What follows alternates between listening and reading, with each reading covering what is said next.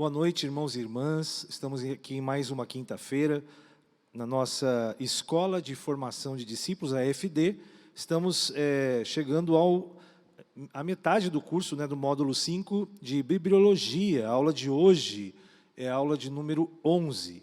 Vamos estar nos preparando, ainda estamos nos profetas menores, rumando também para o final do Velho Testamento. Se você está perseverante aí, que Deus te abençoe. Então, hoje nós vamos estar começando a aula de hoje com o livro de Obadias, do profeta Obadias. O nome Obadias em hebraico é Ovadiá, que quer dizer servo do Senhor. Obadias significa servo do Senhor. A autoria do próprio profeta Obadias, e tudo que se sabe desse profeta é que ele estava em Jerusalém quando Edom atacou a cidade santa. Os edonitas atacaram ali, os descendentes de Esaú, atacaram a cidade santa de Jerusalém. A data provável da inscrição deste livro é 845 anos antes de Cristo. Qual o propósito do livro do profeta Obadias?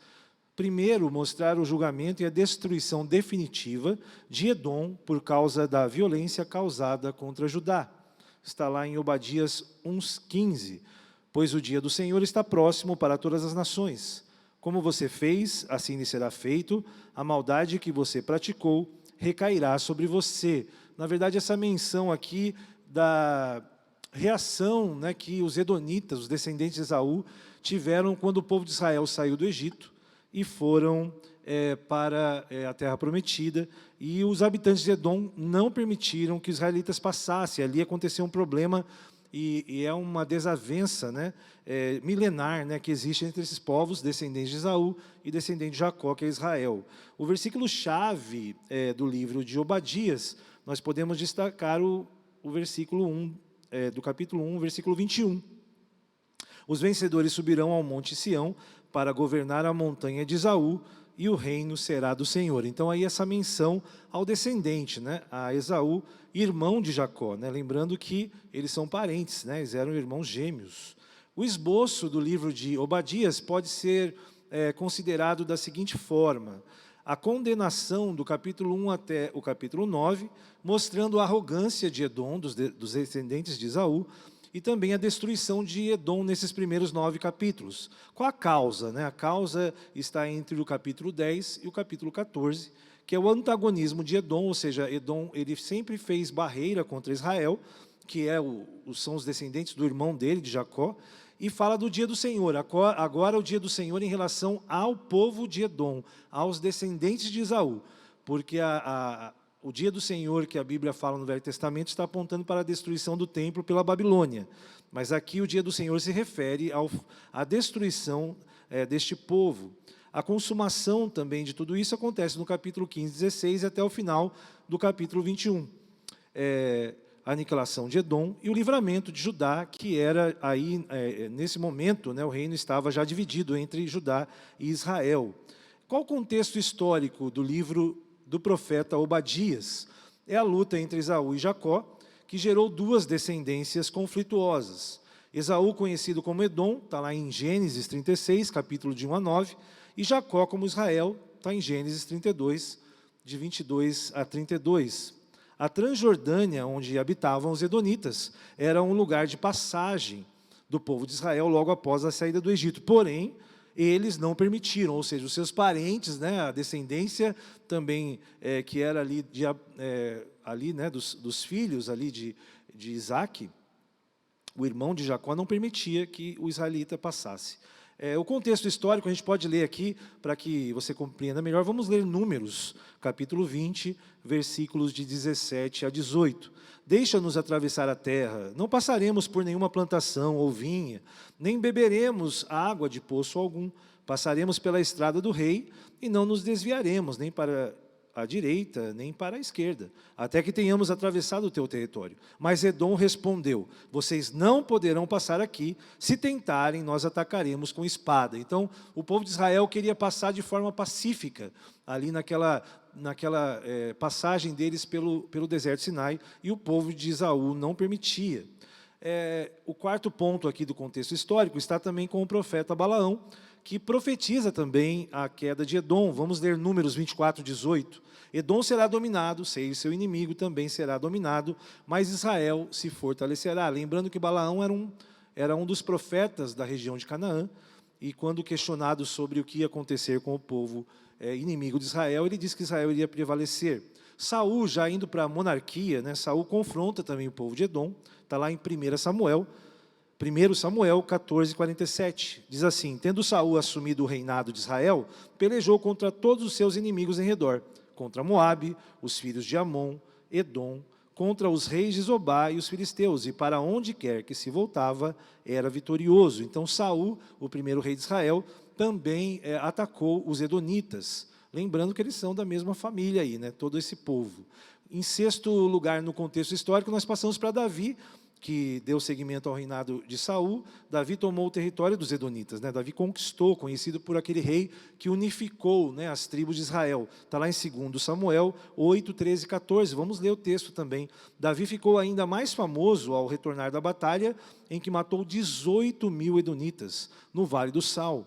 Ele estabeleceu guarnições militares por todo o território de Edom, sujeitando todos os edonitas. O Senhor dava vitórias onde quer que ele fosse. Então Davi já tem uma vitória mais contundente, e fala do seu filho também Salomão, né, no contexto histórico, que ele domina também Edom.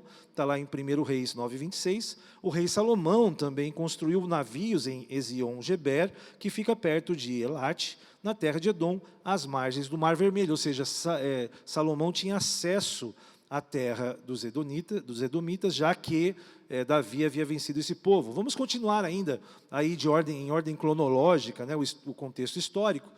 O Edom faz aliança com outros povos com a intenção de subverter Josafá em Judá. Está lá em 2 Crônicas 21 a 2. Aqui a gente vê como que a inimizade ela vai durando séculos, né? Depois disso, os moabitas e os amonitas, com alguns dos meunitas, entraram em guerra contra Josafá, que é um rei de Judá. Então informaram a Josafá: um exército enorme vem contra ti de Edom. Do outro lado do Mar Morto já está em Azazon Tamar, isto é Gedi. Em nono, os edonitas se rebelaram contra Jeorão, libertando-se do jugo dos israelitas, que durara mais de 40 anos. Vamos continuar ainda o contexto histórico, falando do rei Amazias, um rei também de Judá, que reconquistou Edom. 2 Reis 4, 7. Foi ele que derrotou 10.000 edomitas no Vale do Sal e conquistou a cidade de Delá em combate, dando-lhe o nome de Jocteel, nome que tem até hoje. Então, posteriormente, Edom ataca o rei Acás, liberta-se do poder político e militar de Judá. Então, vemos aí séculos, né, de inimizade entre os edomitas e o povo de Israel. Continuando ainda, em seguida, Edom é vencido e dominado pela Síria, já um dos grandes impérios que se levanta, e depois também pelos babilônicos, como foi também o caso do povo de Israel, o último reino de Judá. Embora em sua teimosia procurava levantar-se contra os seus dominadores, conforme Jeremias capítulo 27. Então o povo edomita era um povo lutador, ele não se conformava com a situação, ele ia até contra os assírios, né? E mais uma colocação do contexto histórico é que geograficamente o povo de Edom ele era privilegiado, né? Eles habitavam entre altos penhascos, então eles eram fortalecidos, faziam parte de uma fortaleza natural, então era muito difícil realmente de derrotar, né, essa cidadela dos edomitas. Essa situação acabava por gerar um senso de prepotência bélica, que por fim conduziu para a sua ruína. Então Deus prometeu que esse povo iria sofrer as consequências do que ele tinha feito para Moisés e o povo no deserto.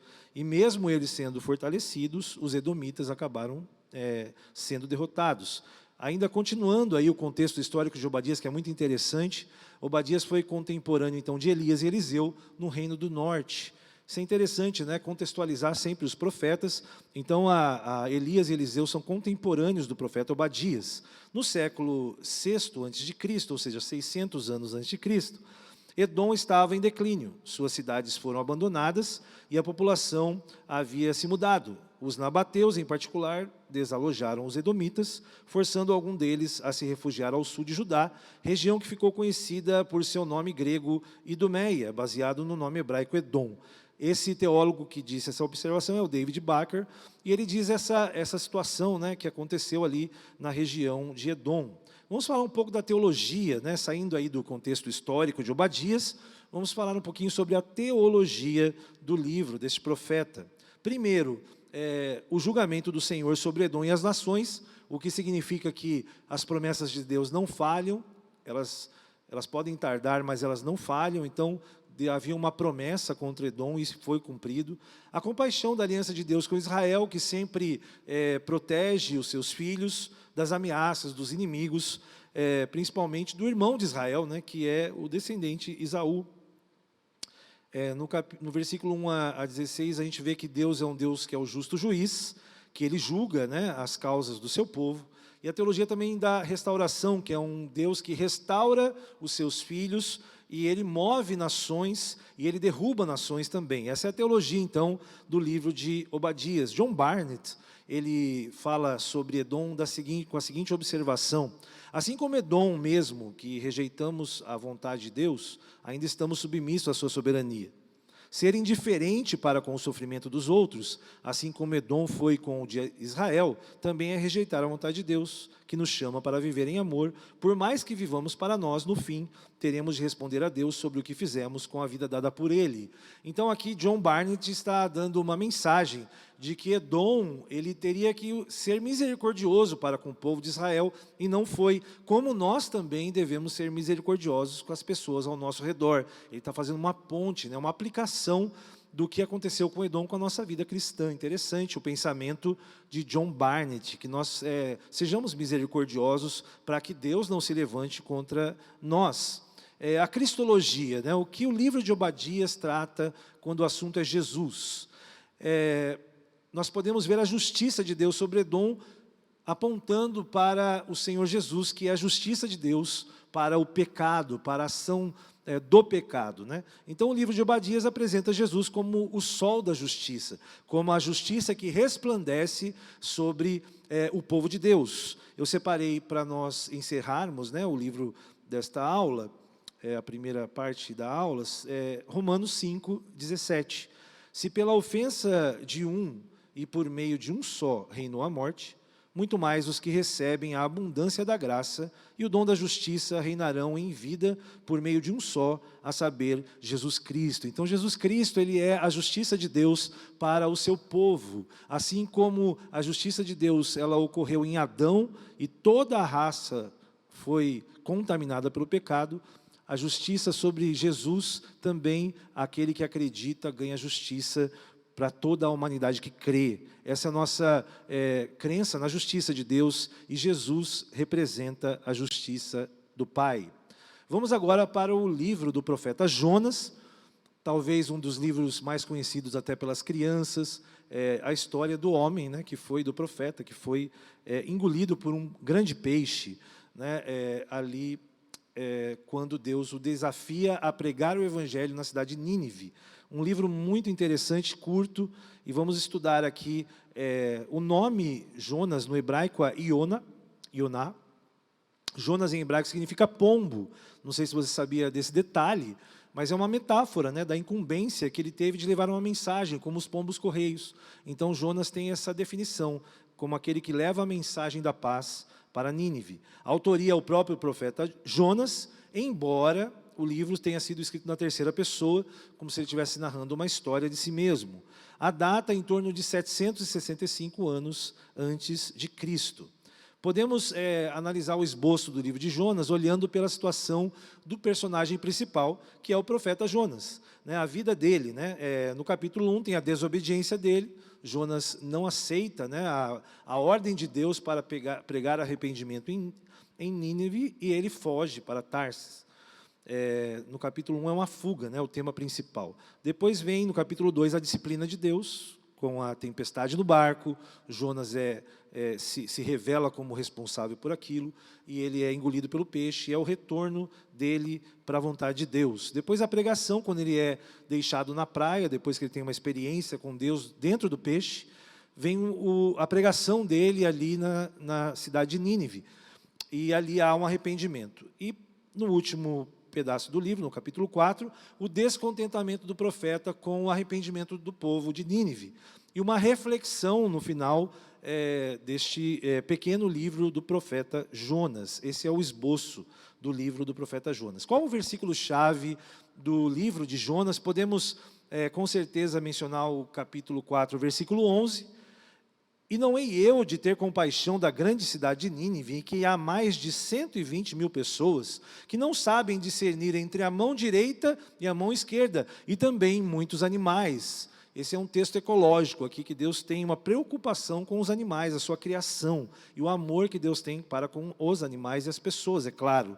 E esse é o que Deus diz para o profeta: como, Jonas, você não entende que eu vou destruir e não vou dar uma chance para que 120 pessoas, toda a minha criação, se arrependa e não sofra com a destruição, né? O propósito do livro de Jonas: demonstrar a misericórdia de Deus sobre um povo pagão e a relutância de Jonas em anunciar o arrependimento à cidade de Nínive, que com muito custo acaba fazendo, né? Ele tem que ser vomitado na praia depois de ficar 3 dias e 3 noites no ventre do peixe. Vamos falar um pouco sobre o contexto histórico desse livro tão conhecido, um livro que você pode ler numa tarde, de 4 capítulos, é o livro de Jonas. Nínive foi fundada por Nimrod, isso está lá em Gênesis 10, 11, era considerada uma das maiores cidades do mundo antigo, da época ali de Jonas. No auge, chegou a ter 600 mil habitantes. Nínive era uma grande cidade. Na época da pregação de Jonas, o governador era Assudã III, que governou aí entre 783 e 773, foram 10 anos de governo, e o Império Assírio estava já em declínio, né? Depois vem a Babilônia, nessa sequência de impérios, né? Quarto, nesse período a Assíria adotou o deus Nebo como o único deus a ser adorado entre o seu panteão, numa espécie de monolatria, e essa decisão veio da parte do governador. A maioria dos povos na época, exceto Israel, tinham um panteão de deuses, ou seja, eram politeístas, vários deuses. Só Israel era um povo que tinha, né, o monoteísmo como regime de adoração. E aqui, nesse caso, Nebo, né, foi adotado como essa adoração. Em quinto, contexto histórico, a gente pode dizer que a sociedade de Nínive era uma sociedade imoral, luxuriosa e cruel. Por esse motivo, o profeta Jonas não quis levar a mensagem de arrependimento. Eles eram inimigos da nação de Israel. Viviam de saques e orgulhavam-se dos moentes de cabeças humanas que traziam de violentas pilhagens de outras cidades. Stanley Ellison lembra a crueldade do povo de Nínive, lembrando que eles costumavam a ferver israelitas em óleo quente, né? Nínive fazia esse tipo de situação quando prendia israelitas. Eles eram antissemitas, os ninivitas. Por isso, Jonas, um profeta que tinha uma consciência nacionalista, não quis ir para Nínive, queria que Deus destruísse a cidade. O contexto também de Israel era do rei Jeroboão II, e ele estava crescendo politicamente e prosperando, porque a Síria estava se enfraquecendo, né, e logo se levanta, aí, depois de alguns anos, a Babilônia. Ainda continuando o contexto histórico deste livro do profeta Jonas, podemos dizer que, mesmo sendo abençoado, Israel era imoral e idólatra. O ódio egoísta de Jonas pelos seus inimigos e a compaixão de Deus por eles são evidentes. O outro contraste consiste entre a gratidão de Jonas pelo livramento de um destino que ele bem merecia e a sua indignação pelo livramento dos ninivitas de um destino que estes também de fato mereciam. Douglas Stuart afirma isso. Esses são os paradoxos do livro de Jonas. Da mesma forma como Jonas era egoísta, né, Deus tem compaixão, e também Jonas, ele ficou feliz com o perdão sobre a vida dele, mas ele não queria que o povo tivesse também perdão, os ninivitas, né? Esses contrastes aí do livro de Jonas. Vamos falar um pouquinho da teologia, né? Como nós podemos ver aí o estudo, né? O que a gente aprende sobre Deus, né, neste livro. A misericórdia de Deus sobre todas as nações. Deus, ele ama a humanidade. Ele escolheu Abraão para abençoar todas as nações da terra, todas as famílias da terra. Então, a misericórdia dele pelo povo pagão é evidente nesse livro de Jonas.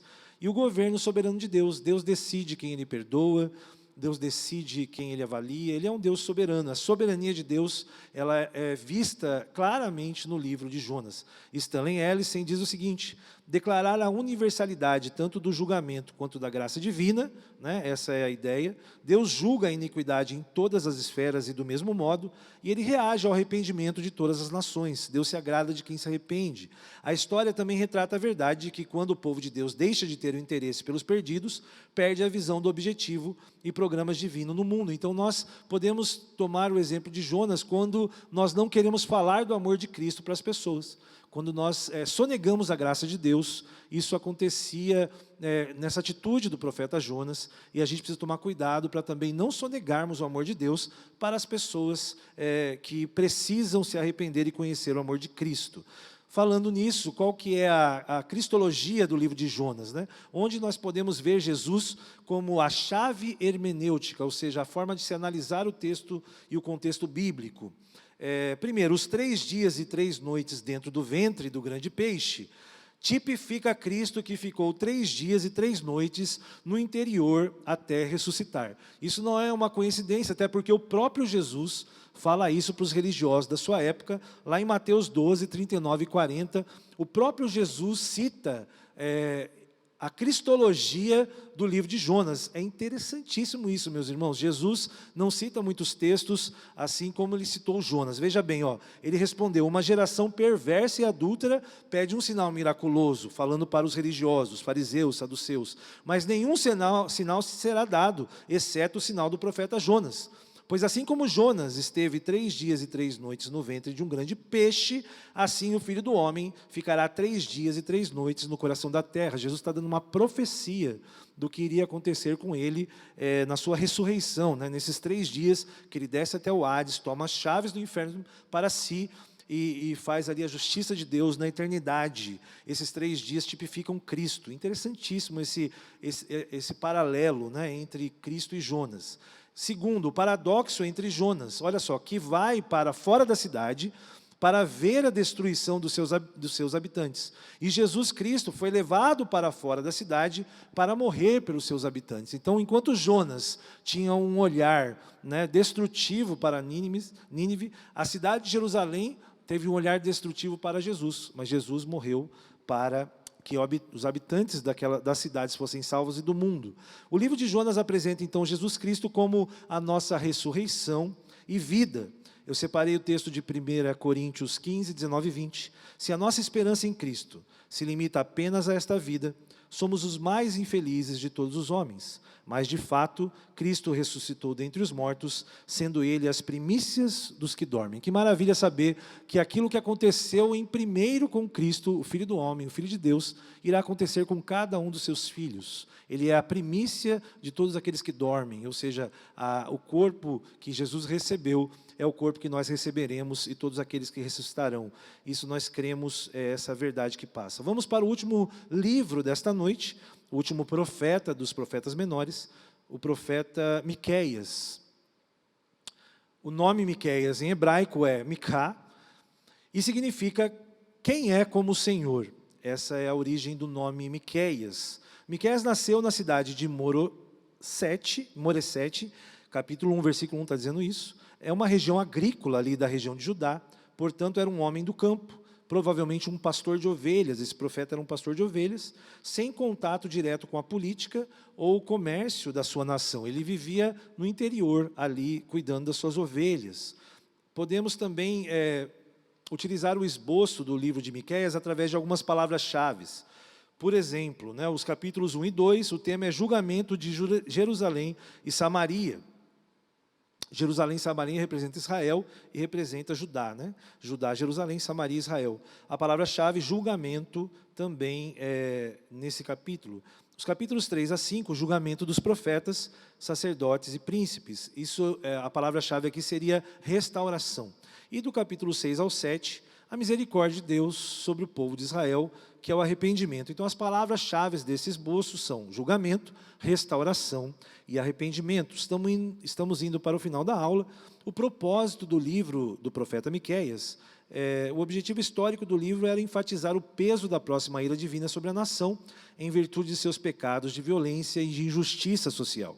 Enquanto fingiam ser religiosos, o objetivo adicional de Miqueias era lembrar da futura vinda do Messias, que surgiria de origem humilde, para governar com justiça e verdade, conforme promessa da aliança abraâmica. Então, Jesus já começa a ser mencionado também como profecia messiânica num livro aí de Miqueias, e a injustiça social reinava, a desigualdade, a idolatria e também a religiosidade. O versículo-chave está em Miqueias 6:8, que diz: Ele mostrou a você, ó homem, o que é bom e o que o Senhor exige. Pratique a justiça, ame a fidelidade e ande humildemente com o seu Deus. Deus tem uma preocupação com misericórdia e justiça social, né? A desigualdade entristece o coração de Deus, e Ele levantava os seus profetas para ministrar sobre injustiça para os reis e sacerdotes da sua época. O contexto histórico aí do livro de Miqueias, ele exerceu seu ministério durante os reinados de Jotão, Acás e Ezequias, entre 740 e 696 a.C., quase 100 anos antes da invasão da Babilônia, que foi em 586 a.C. Então, ele é um século antes da destruição dos muros e do templo de Jerusalém. É o contexto do profeta Miqueias. Dirigiu a sua crítica profética aos dois últimos, tanto a Acás quanto ao rei Ezequias. Juntamente com o seu contemporâneo Isaías, profetizou ao povo na zona rural. Então, enquanto Isaías profetizava em Jerusalém, ele profetizava para os homens do campo, para os fazendeiros, para os agricultores da região de Judá. Profetizou tanto Israel quanto em Judá, falou sobre a invasão da Síria, já começou a falar desse novo império que estava surgindo, falou também do cativeiro babilônico, e conclamou o povo ao relacionamento com Deus vivo em vez de culto tradicionalista, vazio e frio daquela época. Essa foi a mensagem da visão profética de como deveria ser Israel, um culto vivo, um culto de adoração a Deus, e o profeta vê a realidade da nação, um culto frio, longe de Deus, e ele se levanta com essa mensagem. Continuando esse contexto, ele profetizou no local do nascimento de Jesus, a região de Belém, né, ali de Judá.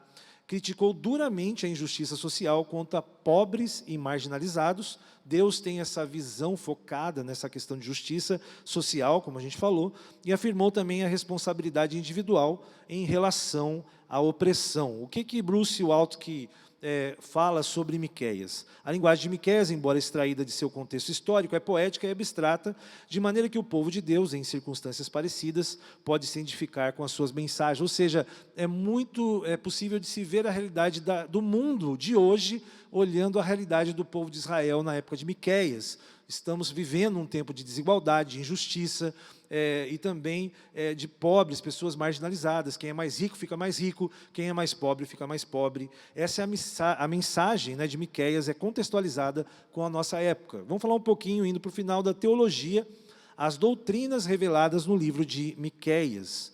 O julgamento do Senhor por causa dos pecados dos líderes religiosos. Mais uma vez, o julgamento do Senhor. Deus é um Deus justo, Ele é amoroso, mas Ele é justo. E a misericórdia de Deus derramada por causa da aliança feita com os antepassados de Israel, principalmente com Davi. Deus sempre preserva a linhagem messiânica de Davi, né, para que Jesus venha e complete, né, a obra messiânica, né, o plano de Deus. Qual é a cristologia do livro de Miqueias? Miqueias aponta para o local do nascimento de Jesus e como seria o supremo pastor de Israel. Então, Miqueias tem também a sua parte messiânica, de profecias, e apontando para Jesus. Miqueias apresenta, então, Jesus Cristo como Deus Emanuel, aquele que estará presente conosco, aquele Deus presente, o Deus conosco. Mateus 1:23 fala isso, eu separei aqui para encerrar a aula de hoje. Eis que a virgem conceberá e dará à luz a um filho, e ele será chamado pelo nome de Emanuel, que quer dizer Deus conosco. Que mensagem maravilhosa desse profeta Miqueias, lembrando que Jesus está conosco. Hoje, nos dias de hoje, nós temos a presença do Espírito Santo, a ministração que nós temos sobre a consolação do Espírito Santo é que Ele é o Emanuel conosco neste tempo de que é necessária a consolação do Espírito Santo. Estamos aí fechando mais 3 livros dos profetas menores, rumando para o final do Velho Testamento, e que você possa agora ter um bom estudo no e-book. Vamos orar, e na próxima quinta estaremos aqui com a aula número 12. Senhor, em nome de Jesus, muito obrigado por este tempo em que estivemos aqui, Pai, estudando mais 3 livros da Tua Palavra. Que quando formos ler, Senhor Deus, individualmente esses livros, possamos lembrar desses conceitos, entender a época, entender a mensagem que fala ao nosso coração nos dias de hoje. Obrigado porque a Tua Palavra é viva e eficaz, E tudo, Pai, que aquele povo precisava ouvir, nós também precisamos estar atentos. Muito obrigado, Pai, e abençoa todos os alunos e alunas da FD, da Igreja Resgate, em nome de Jesus. Amém. Até a próxima aula.